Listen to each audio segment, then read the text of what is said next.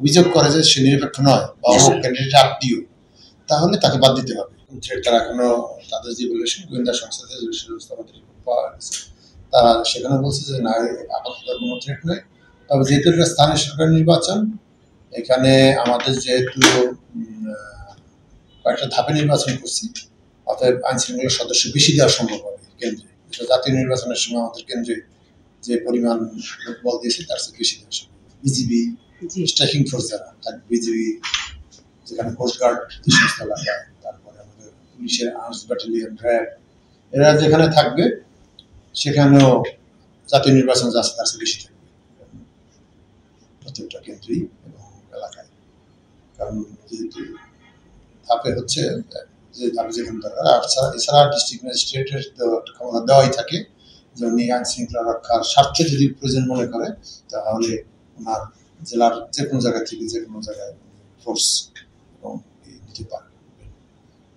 এছাড়াও আরও সুষ্ঠু নির্বাচনের ক্ষেত্রে কোনো কোনো ক্ষেত্রে যদি দেখা যায় কোনো কোনো প্রিজাইডিং অফিসার নিরপেক্ষ নয় বলে অভিযোগ আসে, এটা প্রমাণের প্রয়োজন নেই। যে কোনো ক্যান্ডিডেট যদি বলে যে এই প্রিজাইডিং অফিসার বা সরকারি প্রিজাইডিং আমাদের আস্থা নাই, উনি আমাদের আত্মীয় বা ওনার ওই পক্ষে উনি কাজ করেছেন, তাহলে এটা কোনো প্রমাণ ছাড়াই তাকে বাদ দিতে হবে। কিন্তু উনি বলতে পারবেন না যে ওনাদের বাদ দিয়ে ওনাকে নিতে হবে, এটা বলতে হবে। খালি খালি তো একজনের প্রতি হিংসা আসবে না, শুধু শুধু হিংসা আসবে না। নিশ্চয়ই তার আসবে যে তার প্রতি তার বিশ্বাসতা নাই। যদি তার প্রতি বিশ্বাস থাকে তাহলে তো তাকে বরঞ্চ বাদ দিয়ে তার জন্যই ক্ষতিকর, সেই কাজ কখনোই করবে না। আমাদেরও যদি অভিজ্ঞতা তাই দেখেছি আমরা নির্বাচন থেকে, না তো একটাই তো আরও দেখেছি। সেক্ষেত্রে আমাদের যে প্যানেল আছে সেই প্যানেল থেকে নিরপেক্ষ দিকে দিতে হবে। আর যদি এমন হয় যে পাশের জেলা থেকে বা পাশের উপজেলা থেকে দিতে হবে, সেক্ষেত্রে অনুমোদন দেওয়া আছে এবং আমরা সেটা বলে এসেছি। যদি এমন হয় যে অভিযোগের কারণে প্যানেলে যোগ্য পাওয়া যাচ্ছে না পাশের জেলা থেকে, অলরেডি আমরা ফাইল অনুমোদন দিয়ে দিই যে আমাদের অনুমোদন নিয়ে সেটা করতে পারবে।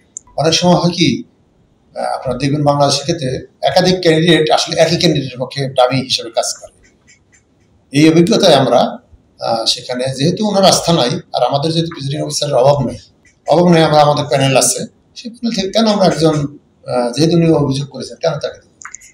আর এটাও ঠিক যে কোনো ক্যান্ডিডেট যদি তার কোনো তালিকা দেয় বা কাকু বলে যে তাকে প্রেসিডেন্ট আছেন, সেটাও নেওয়া যায়। প্রার্থী সেই ক্ষেত্রে যদি প্রমাণ দিতে পারে তাহলে তো রিটার্নিং অফিসারের বিরুদ্ধে শাস্তিমূলক ব্যবস্থা। প্রেসিডেন্ট তো হলো শুধু ভোট নেওয়ার দায়িত্ব, যেহেতু ওখানে আইনেই বলা আছে একটা প্যানেল করা হবে, প্যানেলে যে সমস্ত প্রেসিডিং অফিসার বা ইউটির বিরুদ্ধে কারো কোনো অভিযোগ থাকবে না নিরপেক্ষ, তাদেরকে দিতে হবে, এই কথা বলা আছে।